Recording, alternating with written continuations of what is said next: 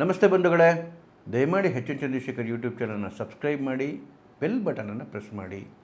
ಇಡೀ ಭಾರತದ ರಾಜಕಾರಣದಲ್ಲಿ ಮಾನ ಮರ್ಯಾದೆ ಇಲ್ದಿರೋ ಥರ್ಡ್ ಕ್ಲಾಸ್ ಪಾರ್ಟಿ ಯಾವುದಾದ್ರು ಇದೆ ಅಂತ ಹೇಳಿದ್ರೆ ಅದು ಕಾಂಗ್ರೆಸ್ ರೀ. ಅದು ನೋಡಿ, ಅದು ದೇಶದ ವಿಚಾರದಲ್ಲಿರ್ಬೋದು, ಸಂಸ್ಕೃತಿ ವಿಚಾರದಲ್ಲಿರ್ಬೋದು, ಧರ್ಮದ ವಿಚಾರದಲ್ಲಿರ್ಬೋದು, ನಿಯತ್ತಿನ ವಿಚಾರದಲ್ಲಿರ್ಬೋದು.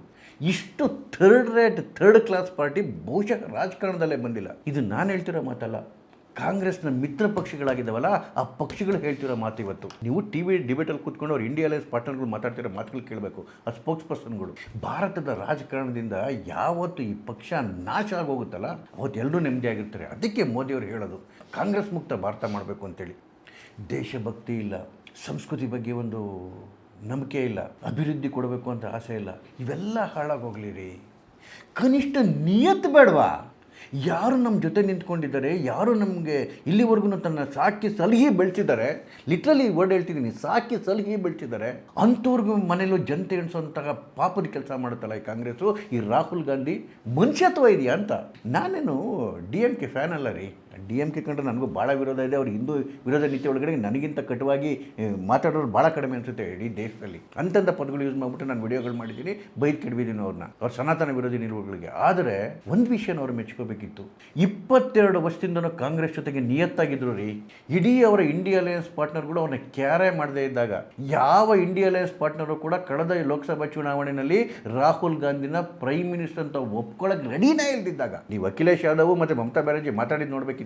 ಅಂಥ ಸಂದರ್ಭದಲ್ಲಿ DMKಯ ಸ್ಟಾಲಿನ್ನು ಬಹಿರಂಗವಾಗಿ ಘೋಷಣೆ ಮಾಡಿದ್ರು Rahul Gandhi prime minister candidate ಆಗಬೇಕು ಅಂತೇಳಿ. ಆಮ್ ಆದ್ಮಿ ಪಾರ್ಟಿ ದೂರ ಹೋದಾಗಲೂ ಕೂಡ ಒಳಗಡೆ ಇದ್ದಂಥ ಅವರವರ ಪಾರ್ಟ್ನರ್ಗಳು ಅವರವರನ್ನೇ ಕಿತ್ತಾಡಾಡ್ಕೊಂಡು ಇವನ್ನ ರಾಹುಲ್ ಗಾಂಧಿನ ಮೂಲೆ ಗುಂಪು ಮಾಡೋಕೆ ಹೋದಾಗಲೂ ಕೂಡ ನೋಡಿ, ಈ ಇಂಡಿಯಾ ಅಲೈನ್ಸ್ದು ಫಾರ್ಮೇಷನ್ ಆದಾಗ ಮಮತಾ ಬ್ಯಾನರ್ಜಿ ರಾಹುಲ್ ಗಾಂಧಿಗೆ ಅದರ ಚೇರ್ಮನ್ಶಿಪ್ ಕೊಡ್ಲಿಕ್ಕೆ ಒಪ್ಪಿರಲಿಲ್ಲ. ಅದೇ ಕಾರಣಕ್ಕೋಸ್ಕರ ಮಲ್ಲಿಕಾರ್ಜುನ್ ಖರ್ಗೆ ಅವ್ರನ್ನ ಚೇರ್ಮನ್ ಮಾಡಿದ್ದು ಇಂಡಿಯಾ ಅಲೈನ್ಸ್ಗೆ. ಮಮತಾ ಬ್ಯಾನರ್ಜಿ ಒಪ್ಪೇ ಇರಲಿಲ್ಲ. ಮುಂಚೆ ನಿತೀಶ್ ಕುಮಾರ್ ಒಪ್ಪಿರಲಿಲ್ಲ, ಅಖಿಲೇಶ್ ಯಾದವ್ ಒಪ್ಪಿರಲಿಲ್ಲ, ಉದ್ಧವ್ ಠಾಕ್ರೆ ಒಪ್ಪಿರಲಿಲ್ಲ, ಶರದ್ ಪವಾರ್ಗೂ ಮನ್ಸಿರಲಿಲ್ಲ, ಅರವಿಂದ್ ಕೇಜ್ರಿವಾಲ್ ಒಪ್ಪಿರಲಿಲ್ಲ, ಇನ್ನು ಒಮರ್ ಅಬ್ದುಲ್ಲಾ ಅಂತೂ ಒಂದು ಸ್ವಲ್ಪನೂ ಇಷ್ಟ ಇರಲಿಲ್ಲ. ಅಂದರೆ ಅವರ ಅಲೈಯನ್ಸ್ ಪಾರ್ಟ್ನರ್ಗಳಿಗೆ ಕಾಂಗ್ರೆಸ್ ಮೇಲೆ ನಂಬಿಕೆ ಇಲ್ದಿದ್ದಾಗಲೂ ಕೂಡ ಗಟ್ಟಿಯಾಗಿ ಕಾಂಗ್ರೆಸ್ ಜೊತೆ ನಿಂತಿದ್ದು DMK.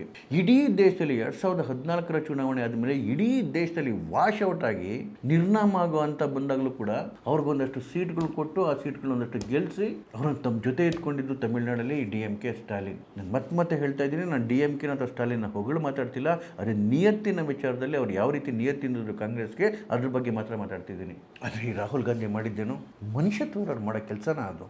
DMK ಸೋಲ್ತಿದೆ ಅಂತ ಗೊತ್ತಾಗ್ತಿದ್ದಂಗೆ TVKಗೆ ಒಂದಷ್ಟು ಸೀಟ್ಗಳು ಜಾಸ್ತಿ ಬಂದ್ಬಿಟ್ಟಿದೆ, ಅಧಿಕಾರದ ಹತ್ತಿರ ಇದ್ದಾರೆ ಅಂತ ಗೊತ್ತಾಗ್ತಿದ್ದಂಗೆ ಹೇಳ್ದೆ ಕೇಳದೆ TMCನ ಒದ್ದು ಆಚೆಗಾಕಿ TVK ಜೊತೆ ಹೋಗಿ ನಿಂತ್ಕೊತಾರಲ್ಲ, DMKಯ ಶತ್ರು TVK ಜೊತೆ ಹೋಗಿ ಕೈ ಜೋಡಿಸ್ತಾರಲ್ಲ.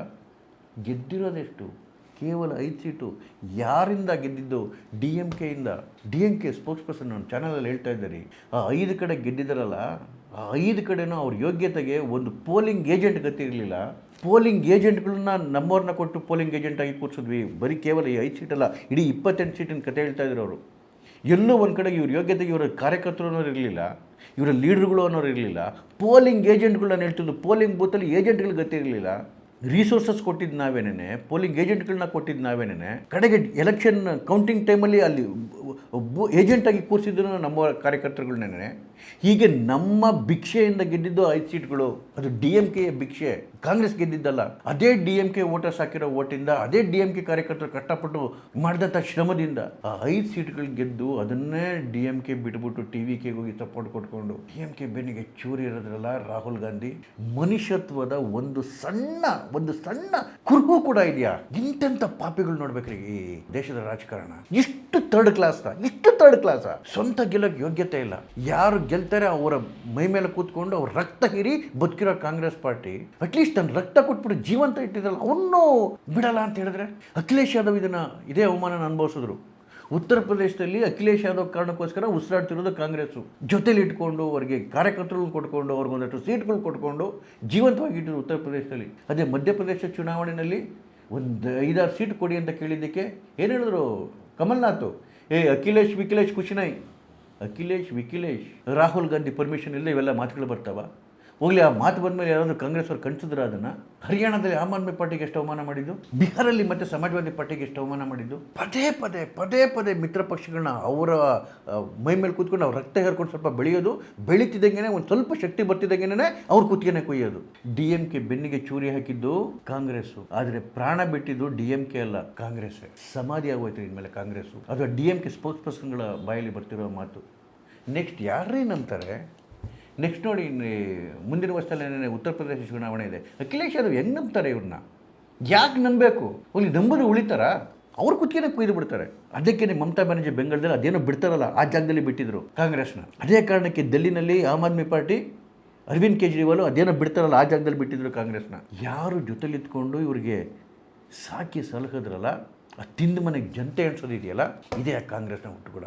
ಆ ರಾಹುಲ್ ಗಾಂಧಿ ಮುಷ್ಟಿ ನೋಡಿದ್ರೆ ಮೈಯೆಲ್ಲ ಹೊಡೆದು ಬಿಡುತ್ತೀರಿ. ದೇಶಕ್ಕೆ ನಿಯತ್ತಿಲ್ಲ, ಸೈನ್ಯಕ್ಕೆ ನಿಯತ್ತಿಲ್ಲ, ಸಂವಿಧಾನಕ್ಕೆ ನಿಯತ್ತಿಲ್ಲ, ಕೋರ್ಟಿಗೆ ನಿಯತ್ತಿಲ್ಲ, ಧರ್ಮಕ್ಕೆ ನಿಯತ್ತಿಲ್ಲ, ಅಟ್ಲೀಸ್ಟ್ ತಮ್ಮ ಸಾಕಿ ಬೆಳೆಸಿರೋರ್ಗೂ ನಿಯತ್ತಿಲ್ಲ ಅಂತ ಹೇಳಿದ್ರೆ ಇಂಥ ಮಾನಿಗೆಟ್ಟವ್ರು ಇರಬೇಕೇನ್ರಿ ರಾಜಕಾರಣದಲ್ಲಿ? ಅಸಹ್ಯ ಆಗುತ್ತೆ. ಇಂಥವ್ರ ಬಗ್ಗೆ ವಿಡಿಯೋ ಮಾಡೋಕ್ಕೂ. ನಮಸ್ಕಾರ.